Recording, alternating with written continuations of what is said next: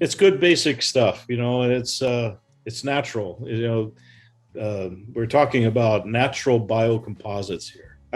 I'm amazed by a tree or any kind of vegetative material that it is so strong. And we try to reproduce the strength of a tree oftentimes when we build a composite in the lab or in manufacturing. We're just replicating the strength of what happens naturally in any kind of biomass.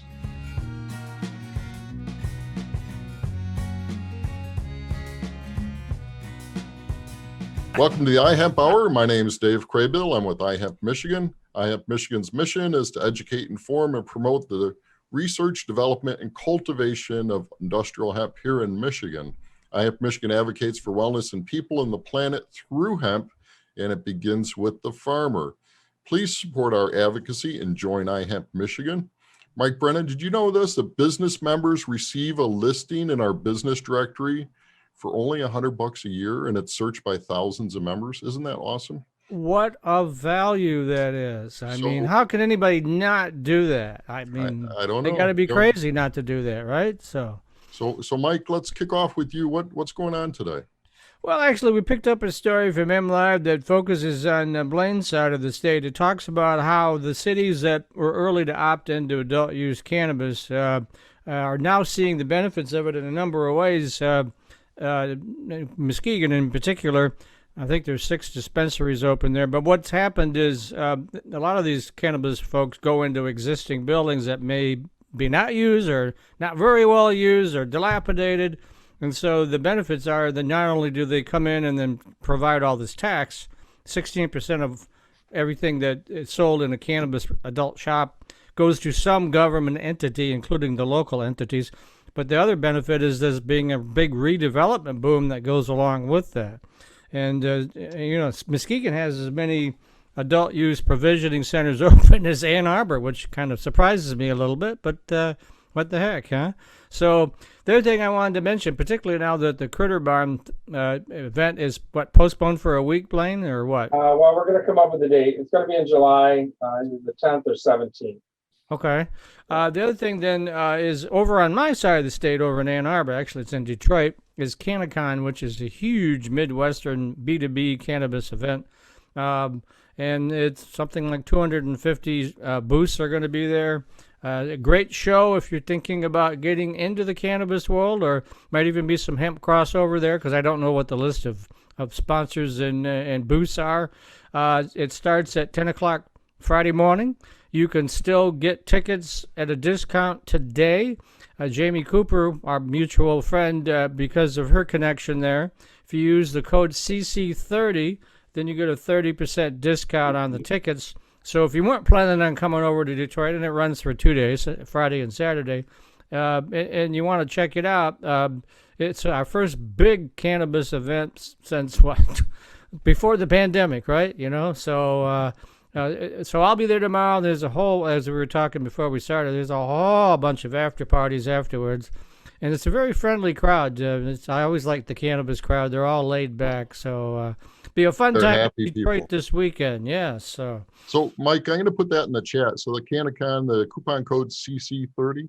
Yeah, and that's from Jamie Cooper, courtesy of Sensi Connects. And I think the ticket is only $40 for the day to begin with, so it's not going to be a fortune there. And it runs from, the actual Friday event runs from 10 a.m. to, I think, 5. And I think it's the same on Saturday. A 2-day event's a little more expensive, but geez, I think you can probably pretty much walk the Cobo Center in 3 or 4 hours. So I'm just going to do the 1 day. So, it's now that you can't go to check out the Critter Barn and make your hempcrete, drive on over to Detroit. Yeah, we haven't shared that information yet, but Mother Nature got in our way. Any other news, Mike? Well, that's the top of the news right now. Excellent. And but like say, good event tomorrow and over the weekend for those. Check it out. I have friends that want me to buy seeds for them for their 12 plant home grow things that they do. So I'm sure there's going to be some great feminized seeds there, right? I'm sure. I'm sure there will be, yeah. So, All right. Mike, who you got on next week's show? Do you know yet or not yet?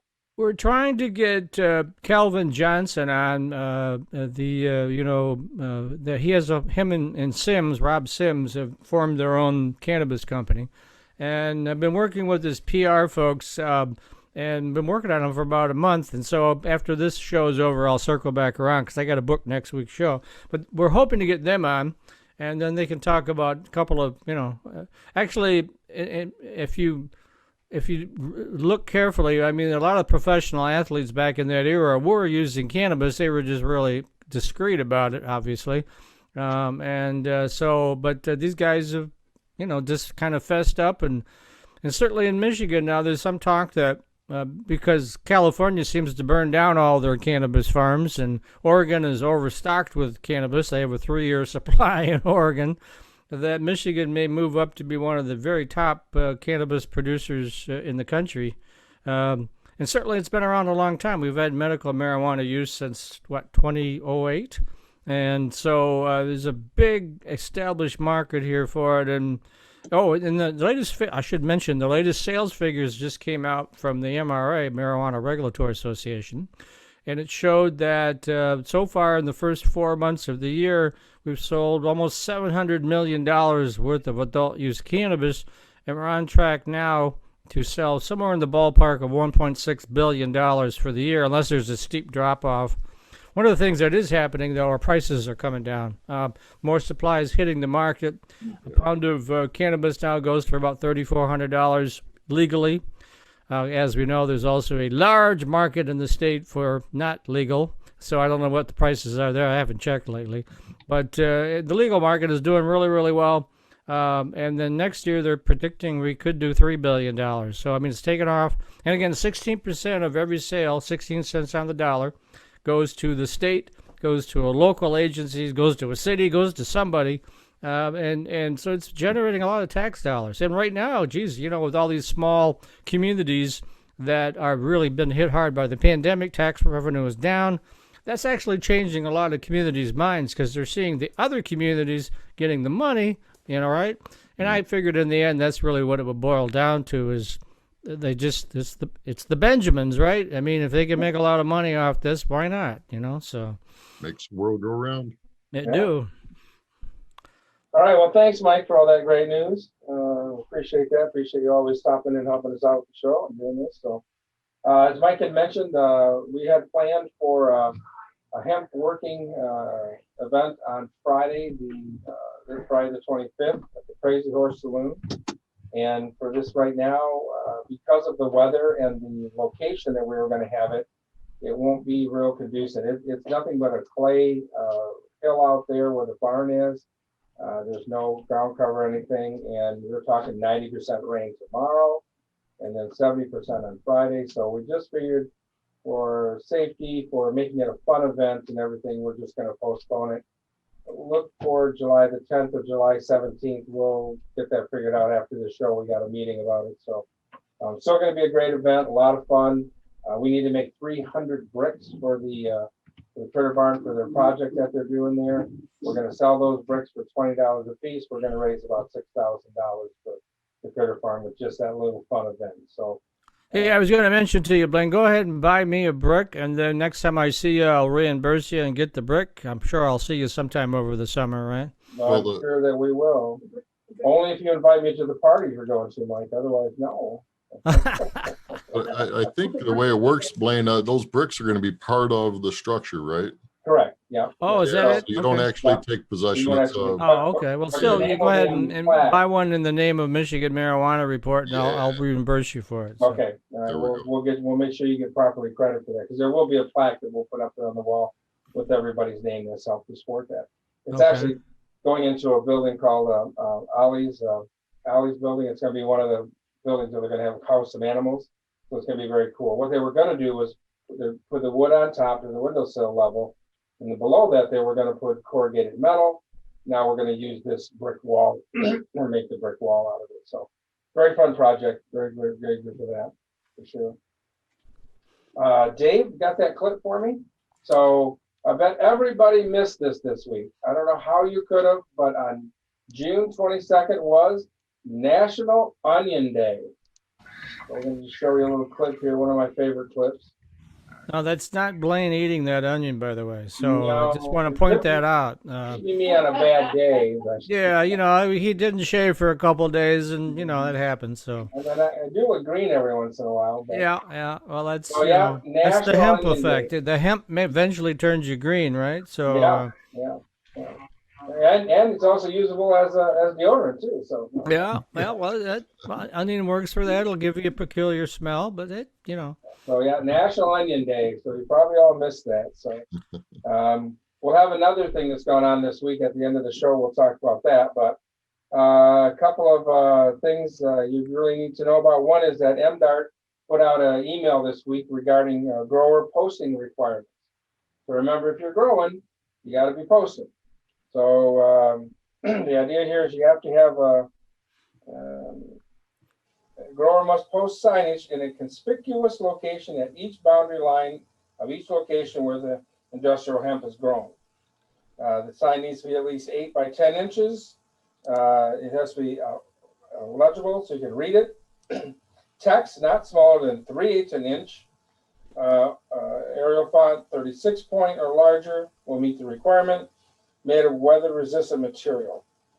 The exact statement that needs to be on it is industrial hemp registered with the Michigan Department of Agriculture and Rural Development, the grower's name, and the grower's registration number. You may have other information on the sign, but that is the minimum that it needs. If you don't have that out there, make sure you get it out there because it is one of the requirements you need to do, and it'll stop a lot of phone calls to the state police saying, hey, they're growing marijuana out here. If somebody can just see that sign, that might stop a lot of that silliness going on. So please make sure you do that requirement. Also remember, the requirement is that you have to certify your acres with the FSA office. That needs to be done by July 15th. Pretty simple process, but if you haven't certified there before, it's going to take a little bit. They got to have a little bit of documentation, got to prove who you are. And if you're renting the ground, you'll need to have a lease agreement. The lease agreement does not need to state what you're paying for the ground, but it does need to be signed and dated and say how long you're leasing it for. It may only just be for 1 year, but that is a requirement you need. So don't wait. We're almost to July 1st here. So if you've already planned it, just get that information in, get that off your mind so you can enjoy the rest of summer without having to worry about that. One of the things I want to share with everybody is one of the great things about your membership with iHempMichigan is we belong to other organizations that also support us and we support them. One of the great organizations that your membership gets you into is U.S. Hemp Authority.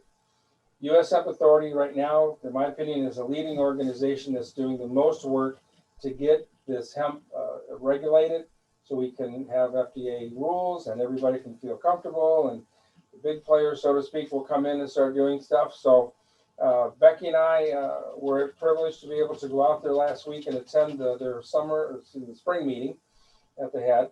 And what a great organization out there. It really, really is. They do a lot for everybody, not only for the growers, but also for the retailers as well, is what's happening there. So this last week while we were there, they kicked off a campaign. And that campaign is Regulate CBD Now. Let me bring it up here. Here it is. So we need everybody's help. We need to contact our local representatives. In my case, it'd be Huizinga over here, but also Gary Peters and Severus Savanow. I haven't seen their name on the bill as being a sponsor of this, so we need to get them on there. There's about 100 people at this meeting that they had, and we had it at the Denver History Museum, which was very cool. So again, just another great benefit of your being a member here. Stuff that goes on behind the scenes just to help everybody out, including retailers, growers, processors, everybody. So it's another great benefit you have there. We'll put information up on the website that you can contact and go onto that and find out more about that. And I think right now, Dave, that's all I want to share. We'll share some stuff at the end, but I think we need to get into our guest right now. So Dave, take it away. Fantastic. Well, I'm excited to introduce Dr. Chris Lutkin. He comes to us with 25 years of industry experience with Scott Paper and Kimberly Clark. He's currently serving as a professor at Georgia Tech and he's the go-to guy, in the material science world. He's doing some really cool things. So Chris, it's so great to have you on the iHemp Hour. Thanks for joining us. Thank you, guys. It was great to be invited for this. I really appreciate it. I'm going to share my screen here and go into a few slides. We had to narrow this down from 2,000, as you know, Dave, to just a few. So, because I tell my students that professors get paid by the word. So, if you keep track of my time and tell me we're running out, and stop me if there's questions. If anybody is putting in a chat question, or if you want to speak up, please do so. But as Dave said, I left Kimberly-Clark. I did my undergraduate at Western Michigan in Kalamazoo. Yay, go Broncos! Go Broncos. And then went to grad school at the Institute of Paper Chemistry in Appleton, Wisconsin. And in the middle of my PhD, the school moved to be part of Georgia Tech. So my PhD came from Georgia Tech, and went out in the industry, and 25 years went by like an eye blink, and decided 7 years ago it was time for something different. So I teach the pulp and paper program for the undergraduates and the graduate students that we have at Georgia Tech. So just to give you a little background on where I work, the Renewable Bioproducts Institute is one of 11 interdisciplinary research institutes at Tech. We try to get collaboration between the faculty of the schools, because faculty don't necessarily talk to each other across engineering and science and liberal arts, or the School of Public Policy at Georgia Tech. So we get them to talk to each other to help benefit bioproducts in industries. And we are separate from the schools. So we do have an academic program, but it tends to be residing in the schools. And we're just the teachers of the program in Biorenewables. So we generally work with College of Engineering and College of Science across several schools. And we have this wonderful endowment that started 90 years ago in Appleton that was turned over to Georgia Tech. It's $43 million. It's the largest endowment ever to work on graduate programs in the United States. And we fund 43 right now PhD students on 4-year full ride fellowships and stipends to do some research in some aspect of paper making or forest products or biomass in general. And just to give you an idea of our programs here, so we have faculty support. We give them seed money to do some research. We give them the fellowships so that they can go attract a PhD student to work in their group. We have the student fellowship program. We collaborate across the interdisciplinary research institutes like smart manufacturing or robotics, and we work across these various institutes. We have an analytical testing services group that does testing, forensics work, FBI, Georgia Bureau of Investigation. We hold industry workshops. These are some representatives of Georgia Pacific at one of our workshops. We hold at least 4 or 5 a year. We have an educational program led by some of our senior scientists. We also have the Paper Museum, the only museum at Georgia Tech, outreaching to anywhere from kindergartners to Girl Scouts, Boy Scouts, to adults who want to learn about the history of papermaking. Let me see here. And we're broken into 3 areas. I serve as an associate director of RBI and responsible for paper, packaging, and tissue. But we also work in biochemicals and biorefining. We work in lignin. We work in the sugars to make fuels or other value-added products from the carbohydrates of biomass. And we also work quite a bit in circular economy around trying to make things more recyclable or reusable and replace plastics as much as possible with bio-based materials. Some of the representative research we do strain field mining of paper and packaging to get the most value out of it, the most strength out of it, look for where the weakest points are. Coating technologies, there's quite a bit in this area. You see an image down there center around a film that was highlighted in NBC News back in 2019 of a bilayer of nanochitin that comes from seashells and shrimp shells and nanocellulose, and it makes quite a nice barrier film that's completely biodegradable.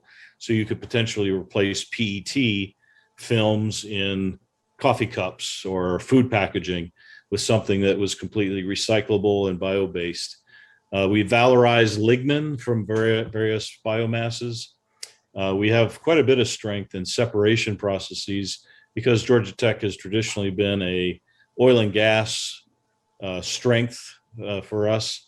But we've applied those separation technologies to things like how do you separate lignin molecules? How do you do things like that?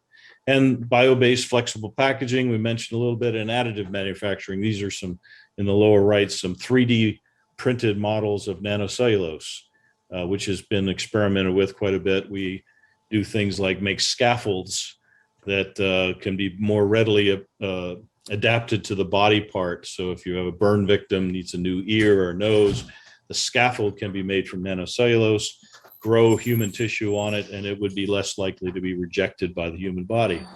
My own research is very diverse. I look at nanocellulose from a variety of sources, including hemp. We've looked at sludges to make nanocellulose from. We've looked at dye stuffs for colorizing. A lot of my work is on replacing plastics, such as in injection molding. I've got a little startup company that's looking at a bio-based wet wipe nonwoven that's completely flushable for all applications, including baby wipes, which should never be flushed these days because they're all polypropylene. And I've also got some work on big data analytics and predictive quality control. But just getting into hemp a little bit, historically, history would tell us that the very first paper ever made in 105 AD was from reconstituted hemp ropes. Hemp was made into ropes for shipping and agriculture, and they reconstituted these ropes to make the first paper that we know of. And that was invented by a Chinese inventor, Cai Lun, a member of the emperor's court. And these tools that we employed 2,000 years ago have basically not changed. We pulp the material in a specific way to get the right fiber properties. We dewater it. Now we do it at 7,000 feet per minute in some cases, but it was all handmade up until the 1850s. And then we dewater it. And it used to be just dried in the sun or in a drafty warehouse until we invented dryer cans on an automated paper machine just less than 200 years ago.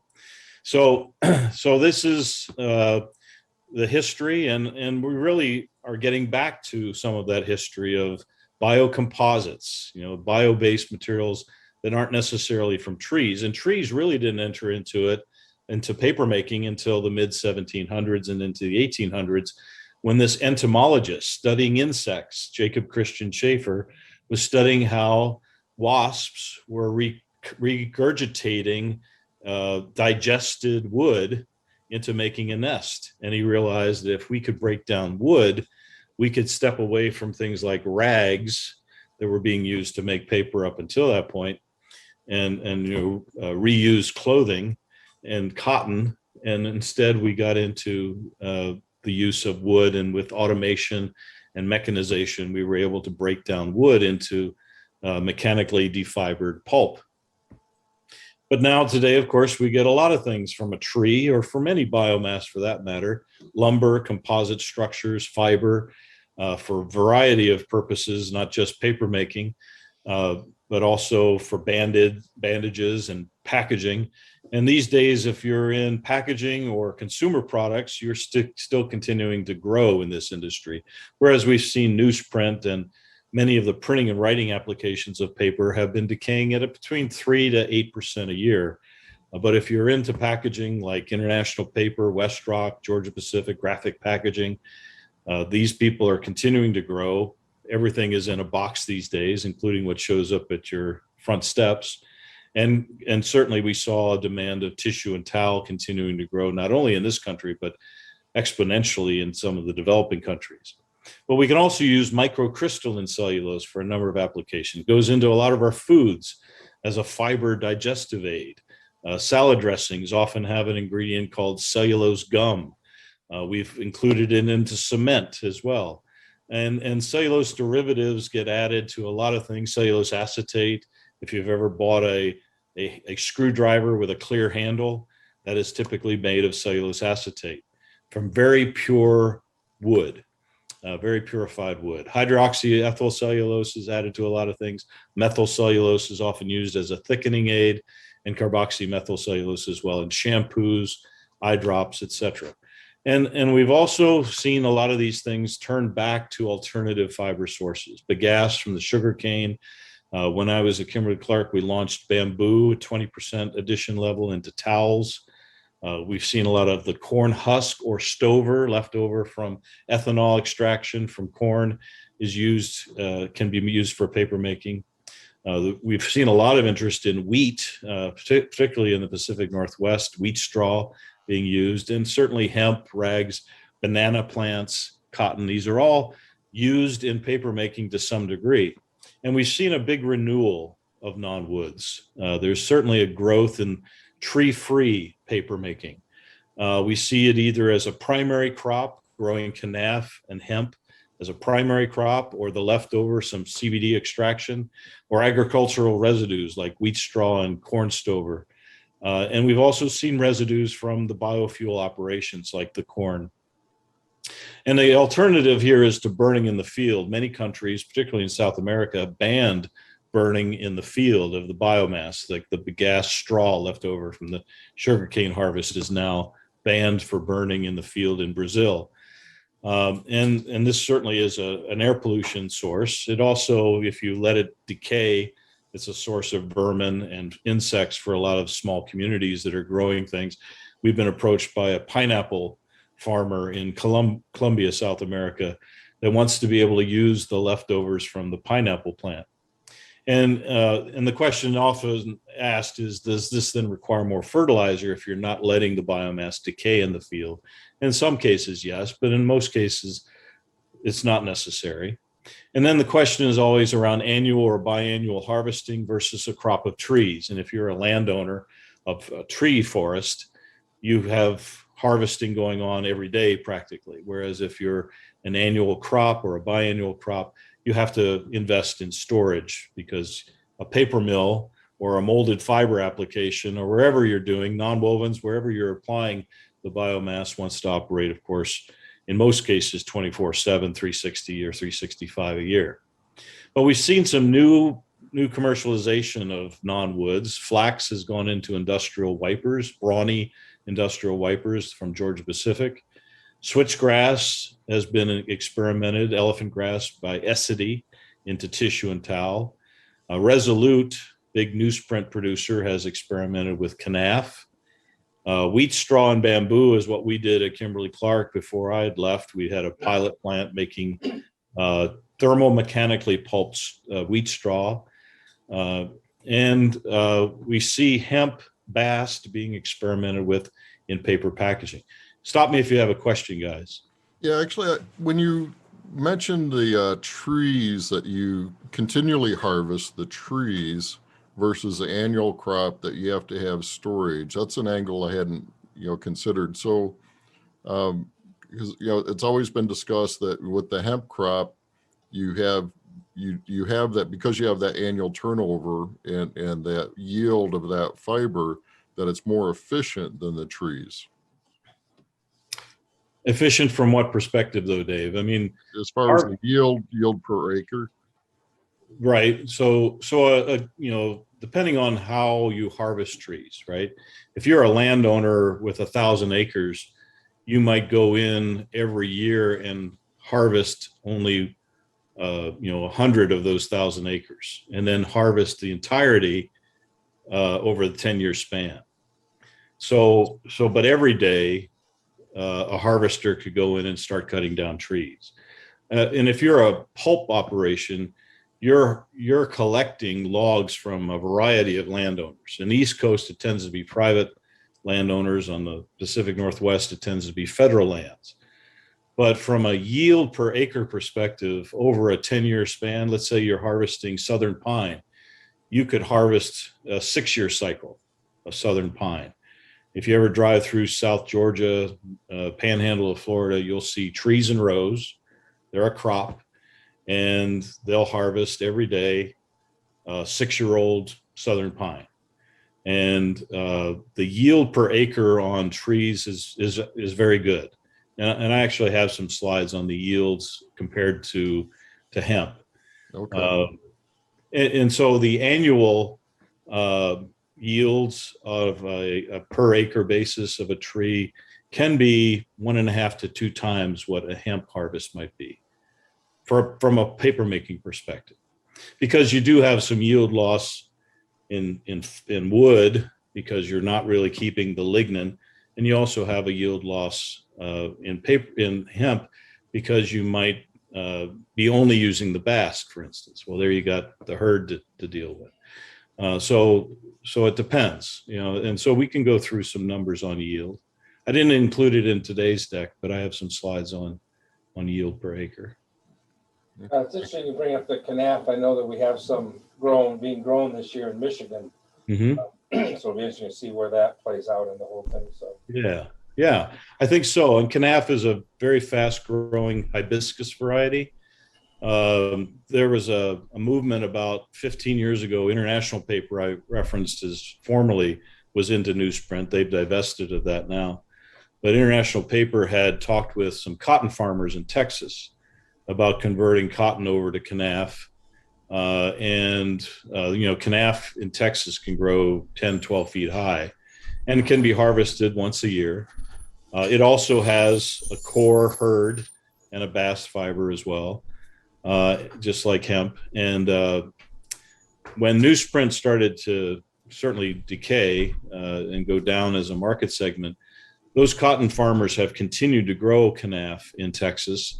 And what they've found is that there's not necessarily a market for the bast right now, but they've been able to sell the herd into municipal wastewater treatment facilities as a biopolymer nutrient.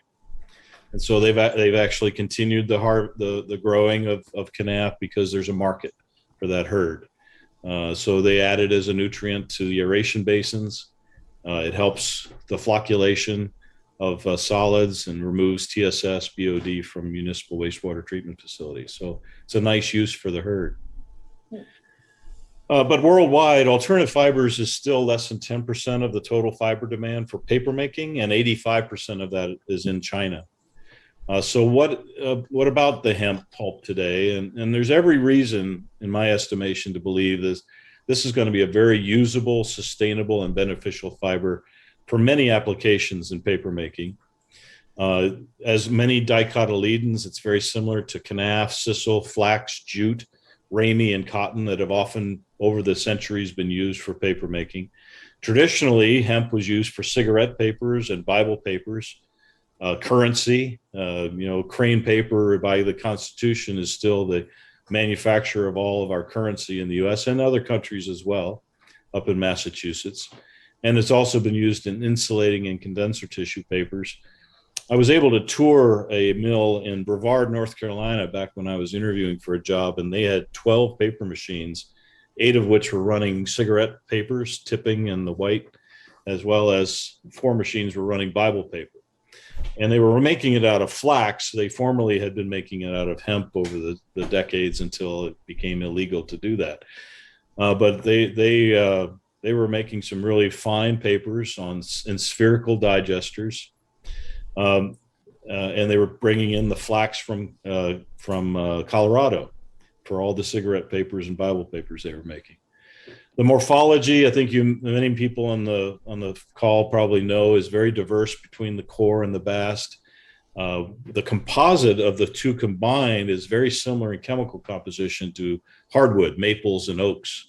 And we've seen applications of either semi-mechanical pulping of it, solvent pulping, or craft pulping. If you've ever driven by a craft mill, you know the rotten egg smell of a craft pulping operation. And some concerns are always around yield in the wet forming process, particularly if you're going to only use the bast. And you can see here's some lengths of hemp as compared to some other vegetative materials. This was compiled a table from many different references, but you see the lengths of 5 to 55 millimeters is typically an extraordinary fiber length that for a wet forming process would have to be cut. Because wet forming, typically you get above 6 millimeters and you're too entangled. We've seen it in our lab, in fact, on agitator blades, that if you get long fiber of 25 to 50 millimeters, they'll just wrap around the blades. A pump impeller will be wrapped up and clogged. So you have to do some cutting of these kinds of fibers from the bast. But they're extraordinary fibers compared to wood. Whereas a hardwood is going to be about 1 millimeter long, a softwood 2.5 to 3 millimeters long. These are extraordinarily flexible. You could cut them to many different lengths. And basically, the bast fiber could be very useful in many applications. It typically consists, the stems consist of 35% bast, some as high as 48, depending on the species. But anything greater than 6 millimeters can be a challenge for wet forming. Longer fibers can often be used for dry air-laid forming, for non-wovens, for bonded carded web is a technology that you'll see a lot in the industry for a non-woven application. And so these are the kind of long fibers that can be air-laid. But wet forming and paper making is typically, if you think about it, centuries have adapted paper making to the 3 millimeter long pine fibers and spruce fibers. And that's what you can form. And if you get longer than that, you start getting so much hydroentangling, so many bundles that you can't form I would say, a uniform sheet. You can see it with a light behind the paper that it's got thick spots and thin spots if you got too many non-uniform fibers in there.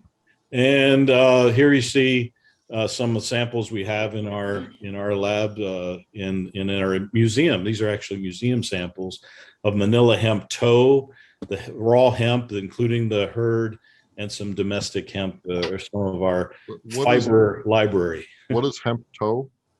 Hemp tow is actually a textile term for the bast fiber, and the tow is often used in spinning of textiles. So it's not my field, but tow is a term used often in your spinning on a spinning loom and making a textile.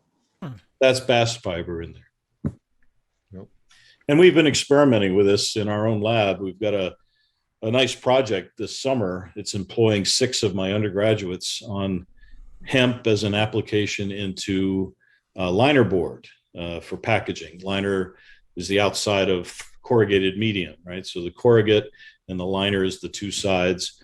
And one of the things that people in packaging have realized is that particularly if you're in recycling, the recycling of boxes over and over again has degraded the quality of boxes. And it's tough to make strength expectations on a box if you're seeing old boxes coming into your recycling facility that have been recycled 4, 5, 6, 7 times. The fiber quality just gets bad. And what you find out is that you can't compete against the virgin wood liner board that other people are making without adding a lot more weight to your box, which hurts your transportation costs. So recyclers have realized we need another alternative. We need something that's going to add strength. And so we've been turning to things like hemp as potentially a strength additive in packaging. And so the question remains, what is the best processing method for a linerboard application to add strength? You can pulp and process biomass many different ways. It's almost a continuous spectrum of mechanical pulping, semi-chemical, semi-mechanical, full chemical extraction of the fiber cellulose. And you have many options there, but how you process it plays a huge role in what its application economics and its the strength and efficiency of using it. So there's questions here. Do you have a composite of the core and the bast to give you the best strength? You have to decorticate. What extraction of lignin do you need? If you think look at this table, the bast fiber has a very, very low lignin content compared to wood, 3% lignin. Why would you even worry about removing it? Well, the only reason you'd remove any of the lignin and extractives out of the bast is to make the fibers more flexible.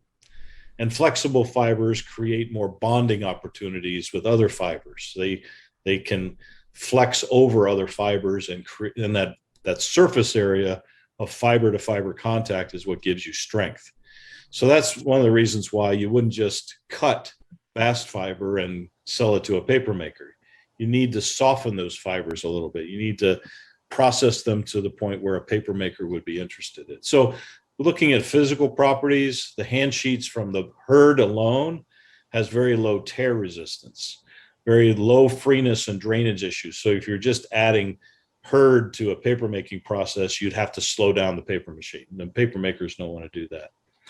And the tensile and burst strengths, however, of these hand sheets made from the hurd are very good compared to hardwood, maple, and oak. And the hand sheets from bast fiber have a very high tear resistance because of that very long fiber. However, we've not been seeing good tensile and burst strengths. And the belief is we're not mechanically refining the surface of the fibers properly. So that's one of the reasons why we're studying it, is how do you mechanically refine to raise surface area fibrils on the surface of the bast fiber to get better strength. So Okay. optimal, go ahead, please. Yep, the next question. So it's at some point in time, is it going to be that we're going to have to develop different technology, different machines in order to adapt some of this stuff that may be better? I think the nice thing is that the machines exist. It's just the sequencing of the machines that is, and the capital intensity. You know, there's a trade-off here of capital intensity versus operating costs, or the profit that you can make in selling it, right? Yeah. I get approached by entrepreneurs quite often and say, you know, I see in Georgia that there's going to be more farmers growing hemp, and I want to build a processing plant to sell the pulp to the paper industry or the nonwovens industry or the molded fiber industry. What should I put in place? Well, it's a trade-off of how much capital are you willing to spend versus the operating cost and the profits that you'll make, right? So I think you know, my estimation at this point is that you could just put in mechanical pulping operations, no chemistry, no tanks necessarily other than storage, so no chemical reactions, and you could sell that fiber to the molded fiber industry. But there's certain, you know, profit margins associated with doing that because there's other options molded fiber can go to. Or you can put in a form of cooking, a digester or semi-mechanical pulping, semi-chemical pulping, which is going to be more capital intensive, but now you have more open markets. Now you have more opportunities to sell to textiles and nonwovens and paper makers and linerboard and tissue, and you could make a very good fiber. So that's the trade-off, and that's one of the reasons why the sponsor company came to us with this project this summer that's employing students is I want to understand what specifications of the processing plant I need to make strong fiber for linerboard. And that's what's not been documented very well in the literature. What's the best process to make strong fiber for linerboard? And so that's the project is it mechanical pulping? Is it semi-chemical pulping? Is it a full chemical cook? Each one has a capital price tag associated with it. Does that help? Yeah, that's good. Another question too is going back to the wastewater treatment. Yes. And can the hurd from the hemp plant do the same as the canaf? I have no reason to believe it can't. I think it absolutely, the hurd of a hemp plant is very similar to the hurd of a canaf plant. It's a dusty pith.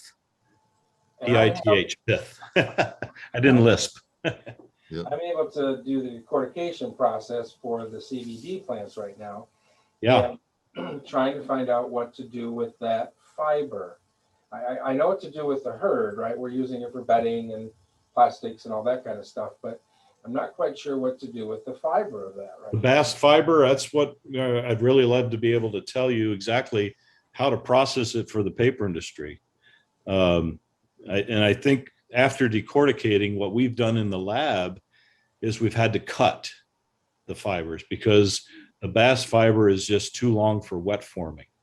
I think in its, you know, so if you think about it, if you're under 5 to 6 millimeters, the paper industry could use that bast.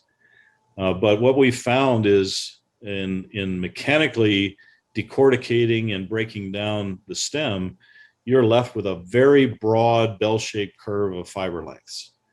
You've still got some fines, which are kind of useless to a paper maker. They wind up being a dead load that recirculates anything less than about 0.1 millimeters. But unless you cut them properly, you could have still 10, 15 millimeter bast fibers, which it will entangle agitators and pump rotors and clog up the system. It's terrible to. So you have to cut the fiber. Sorry. So I'm not going to take a bunch of scissors to my fiber. No, you have to find a process. Yeah, how do you cut it? Well, I've seen automated equipment that can do this. Belts that feed a cutting device on a continuous basis. In fact, we talked with this pineapple entity in Colombia, South America. That's what their plan is, because the fronds of the pineapple plant can be very long fibers. If you ever peel off the green waxy chlorophyll from the top of a pineapple, it's very similar to the underneath the fruit. The fronds underneath the fruit are very long, and those fibers are very long. So when you break down wood, you're left with 3 millimeter fibers from a pine. That's what the individual fibers of a tree would look like. But when you're breaking down these forms of biomass, you're left with these very long fibers. So you need to have some form of cutting. It's not going to be scissors. It can be labor intensive. And we are talking about a process that paper pulp mills do not do, right? There's nothing going on with cutting. So decorticating is that separation of the hurd and the bast, but then you still got to do something with these very, very long fibers. And the same with canaf, the same with sisal. There's a lot of history of sisal in paper making. It's completely different equipment than a paper making process because you're going to wrap agitators and you're going to wrap pump impellers. You got to mix differently. This is one of the reasons why this mill I toured back in the early 90s in Brevard, North Carolina, they did not use a typical pulping digester for their pulping of the flax. They used spherical rotating digesters. There was no agitator in there. There was no plug flow that could bridge and plug up the digester. They would load a whole bale of flax into this sphere that kind of looked like a Death Star from Star Wars with a manhole cover that was as big as the bale. They'd put that in there. They'd put in the cooking liquor.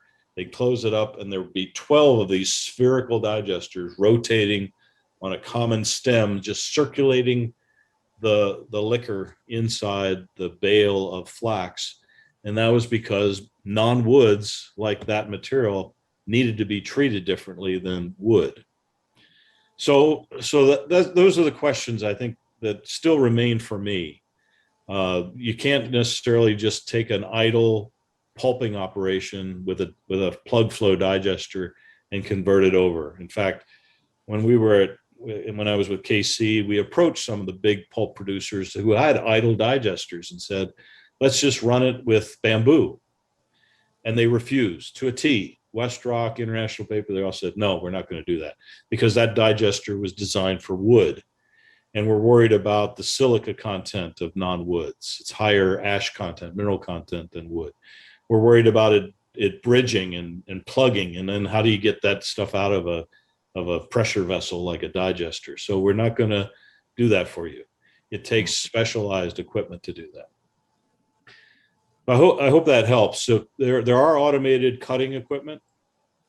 We were looking at some for the pineapple interest. I think that would be the requirement here as well. And a lot of people who are interested in hemp have come and said, I can cut it any length you want.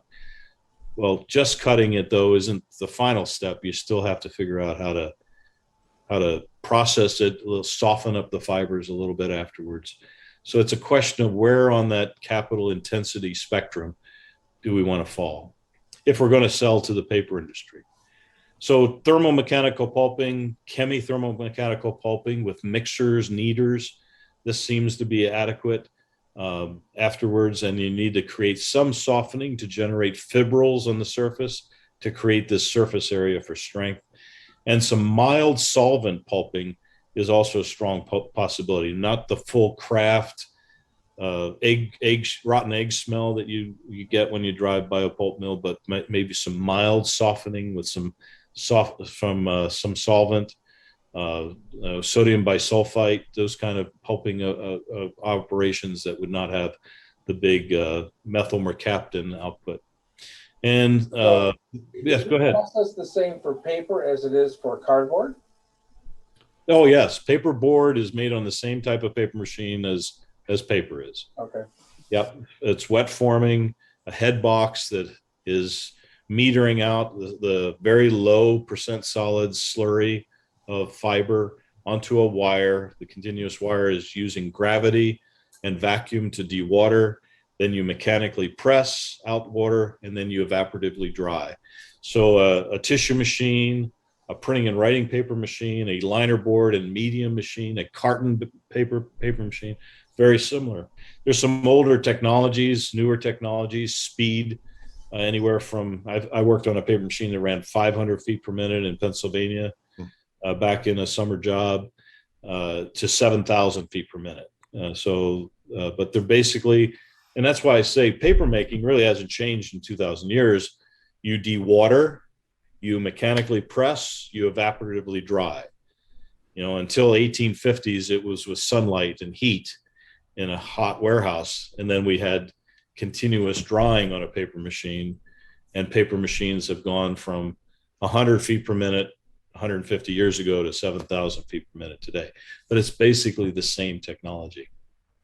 Okay. Thanks. Thank you.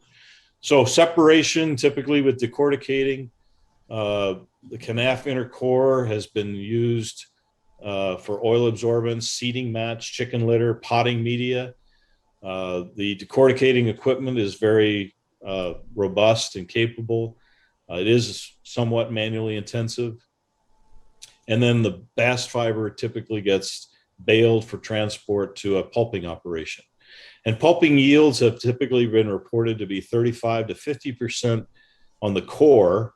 And that's typically because of the high lignin content of the core. If you're going to include the entire stem, you got to consider that there's a lot of lignin in the herd. And then 80 to 85% pulping yield on the bast fiber. Again, very low yield. Even if you're going to do solvent pulping, you're going to expect very high yield on the bast. So towels and industrial wipers, I could definitely see bast fiber as a staple fiber addition. You could positively impact absorbency with bast fiber. But we do need to figure out how to develop surface area the best way to increase tenacity, particularly in hand towels and industrial wipers. Non-woven applications, there seems to be a lot of positivity around taking hemp to make viscose and rayon. So this would be an easy kind of application. An avenue to replace polypropylene filaments and wet wipes. That's one of the things in my startup company that we're looking at. And I know at least 2 wet-laid non-woven companies who have experimented with hemp fiber in this type of application of making wipers. And some other things around molded fiber. We have a good relationship with the International Molded Fiber Association. The president is in Milwaukee, a guy named Joe Grigney, president of 70 international molded fiber manufacturers. They have quite a bit of leverage around consortium funding of research. The biggest challenge these days in molded fiber is how to get away from fluorocarbons for oil and water resistance. It's easy to get water resistance from cellulose. It's not easy to get both water and oil and grease resistance. And so people turn to Teflons, the fluorocarbons, for this. And some people, like Whole Foods, have banned fluorocarbons. So then they wind up using single-use plastics again, or they wind up with wax-coated paper, which tends to melt into the food. So that's the biggest challenge they're interested in these days. What about mycelium? I was watching something this morning, on mycelium being used. They can grow it into a mold. Yeah. I've seen some of that. The question, of course, is scale and price, right? Teflon is so cheap, right? Fluorocarbons tend to be DuPont made a mint on Teflon, right? And it's just so prevalent. But these days in the United States, we use the C6, C7 fluorocarbons, which aren't banned. Europe has not even banned those, but people see the trend. We've gotten away from the high carbon fluorocarbons because of ozone, because of impacts to water and things like that. But there's this belief that fluorocarbons ought to be completely banned, even though there's no regulations against them. But finding something that's cost effective to replace fluorocarbons is the biggest challenge these days. We have some things on a bench scale at Georgia Tech that would work, but there's no big scale manufacturing to get the price down to compete with fluorocarbons. And the other thing to think about is lignin extraction. There's a growing market around lignin as a value-added product. It's being used in a number of places. So if you extract the lignin from the herd, you still have the herd as a sugar source, but the lignin could be extracted and added to cattle feedstocks. People are breaking down lignin into things like benzene and toluene and other value-added products. The old adage is that you can make anything out of lignin except money. People are trying to figure out how to make money out of lignin these days. Sounds like hemp growing. Yep. And we've done a lot of experimentation with nanocellulose, and hemp is a potentially a great source of nanocellulose as we look into nanocellulose fibrils into concrete to replace rebar, as a coating to impart barrier and replace PET. So there's a lot of experimentation going on in nanocellulose. So we have a lot of testing services available at RBI to do any kind of testing. And I just wanted to give a nod to our member companies who have supported us over the last couple of years, in some cases in spite of COVID. But we've got a good mix of packaging producers, chemical suppliers, the fine paper folks like Sappi, a couple of biorefineries in there. American Process is a biorefinery. Renmatics is another. So these are the folks that support us. Enzymatic de-inking is another. And so my boss, the executive director, Carson Meredith, he was the one, by the way, featured on NBC News a couple of years ago on that biofilm and his work in chitin and nanocellulose. And I work for him as the associate director of RBI, and there's our contact information. So I appreciate the time, guys, and the questions. No, that's beautiful. We appreciate anybody have any follow-ups to contact us directly. Yeah, will we be able to get a copy of your presentation? Absolutely, Dave. I sent you the PDF version. You're welcome to publish that one. All right. It was just the right size to email. This Excellent. one tends to be too big to email, but we could use another way of sharing the PowerPoint. That will work. But the PDF maybe work as well. Okay. Yeah, I wanted to thank you also. We're really excited about what's going on with Innovate Marquette, and appreciate your help on that. You see that repurposing traditional forest machinery and resources in the UP into a circular hemp economy. Mm-hmm. Absolutely. Be happy to help in any way. This group, we've been talking for a few months now, and feel a lot of connectedness to what you're trying to do in the UP. And I think it's a great opportunity. And, being from Western Michigan and helping out there, there's 10 pulp and paper schools in the country. Many people don't realize that. Western Michigan is one of them. Georgia Tech is another. We collaborate with each other quite often. NC State, Miami of Ohio. These are where the centers of pulp and paper research are going on. And University of Maine, Orono is another. And, if there's work that we specialize in, we'd be happy to do it at Georgia Tech, or any research people be interested in. So All right. I love this group. This is a good group of people. Yeah. We got to figure out how to have him come talk at the expo, because I love science, and this was like way over my head, but it was really cool. Yeah. No, I bet you it's not. It's good basic stuff, and it's natural. We're talking about natural biocomposites here. I'm amazed by a tree or any kind of vegetative material that it is so strong. And we try to reproduce the strength of a tree oftentimes when we build a composite in the lab or in manufacturing. We're just replicating the strength of what happens naturally in any kind of biomass. Probably in your line, I'm assuming you haven't done much with the hempcrete section yet. Probably have you, or have you? We do have a professor, Professor Curtis. She's been working in hempcrete and also nanocellulose fibrils in concrete. And this is an area of research that she does. I don't personally, but yeah.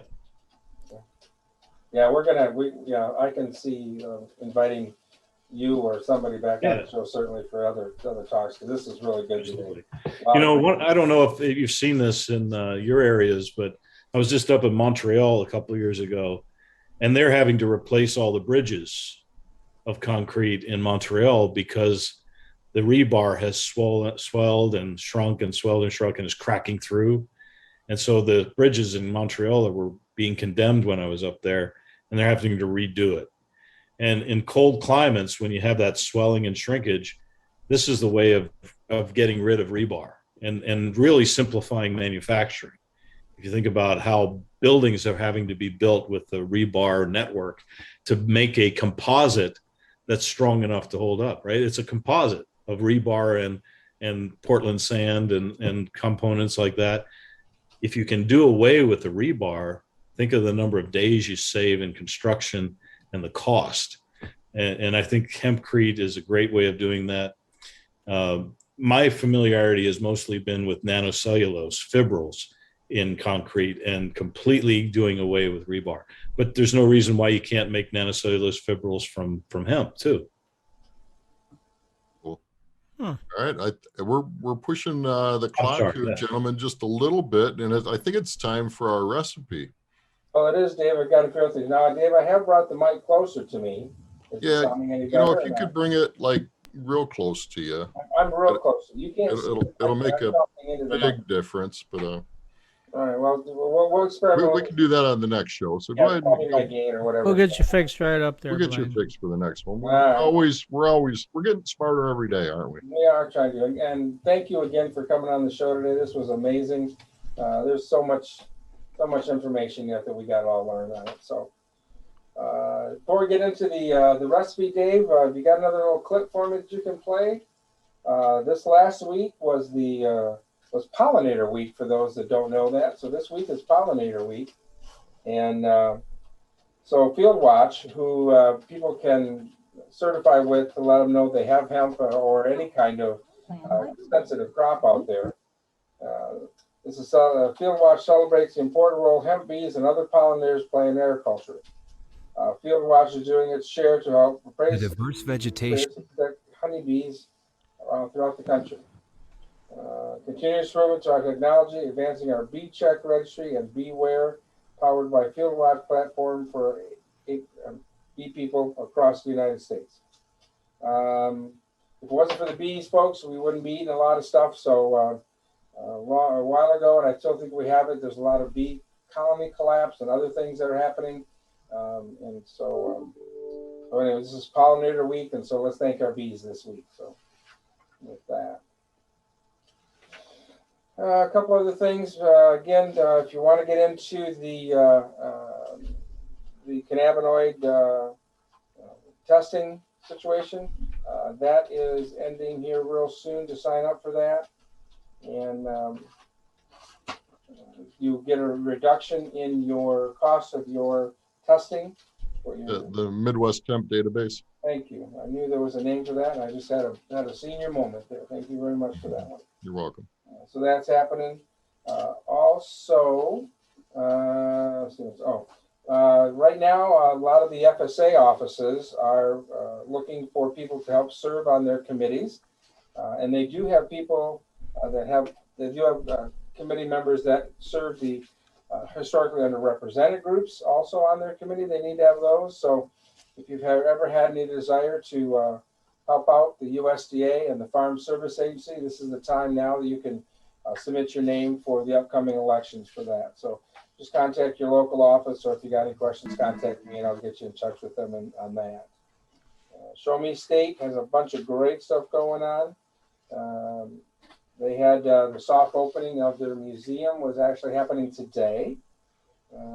So that'll be interesting, a hemp museum there.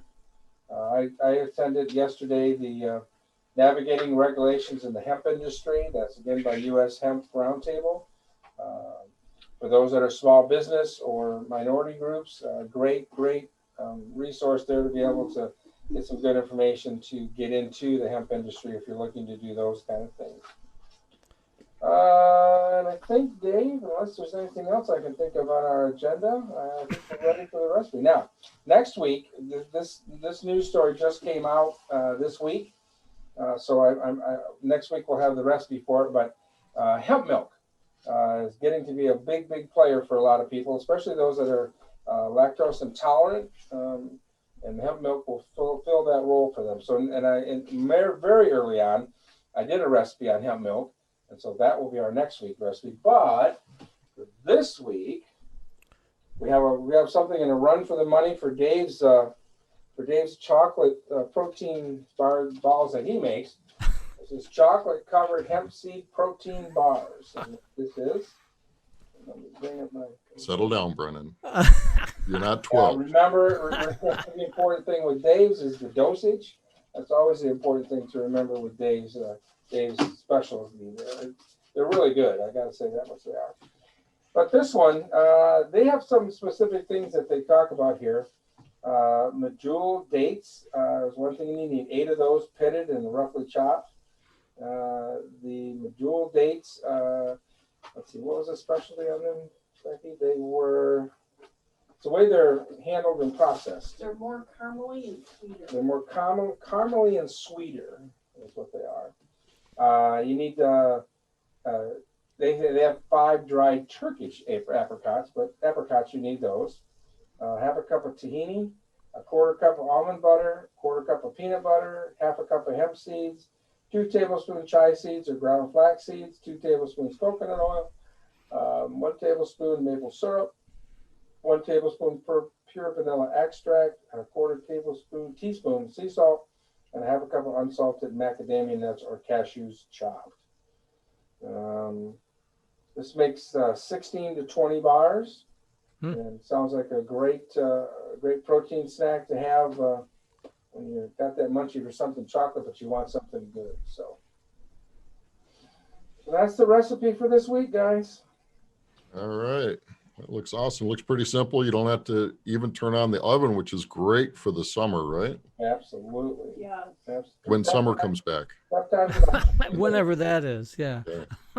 Simple no-bake seed nut and nut butter bars topped with dark chocolate. That's what. Beautiful. And you could also wash it down, of course, with last week's recipe if you really want that too. So. Sounds perfect. And next week we'll have the other part of that. We'll have the hemp milk that you can make to go with these wonderful chocolate-covered hemp seed protein bars. So. Gonna give Dave a run for his money on the Hempy Awards next year, right? That's So. right. Oh yeah. Don't forget that January 21st, 22nd will be the Midwest iHemp Expo in Lansing. We will be having the 2nd annual Hempy Awards, so anything you make, process, do, could be for pets, could be for humans, could be innovation in the hemp industry. You'll be able to enter into that competition for that and be awarded. This year will be fun because we'll do it live. It'll be like the Emmys, only just a little bit smaller. We're going to have a green carpet, not a red carpet. Okay. Beautiful. All right. That's all I got, guys. All right. So Thanks again, Dr. Lutkin. see you all next week. Oh, Yes, sir. yeah, My pleasure, guys. He's back with us again. He was watching your food segment there. Yeah. I never left. Just Oh, okay. didn't want to distract. You got looks like guacamole above you there, so that's. I do. I'm at my son's apartment. He used to work for Chipotle. So. Oh, okay. Cool. Next week, right now, it's going to be a surprise guest because I don't think we've got anybody specifically lined up for next week, do we? I think we do, but let's instead of searching for that, we will send you an email. Please go to iHempMichigan.com, join our email list, and we will be certain to get that information right over to your mailbox. So I know we have an awesome guest. We have a lot of really cool people. Blain connected with a ton of people in Denver, and we have just a big list. And it's always about learning, so we're always, this is a resource. You can go to iHempMichigan.com, go to the iHemp Hour, and you can view the past episodes, and you can get a doctorate in some of these science technologies just by watching the iHemp Hour. So we appreciate you being here. So, thanks, Professor. Thank you. All right, talk to you all later. Peace Have a and good love. one. See you next Be week. safe. Bye-bye.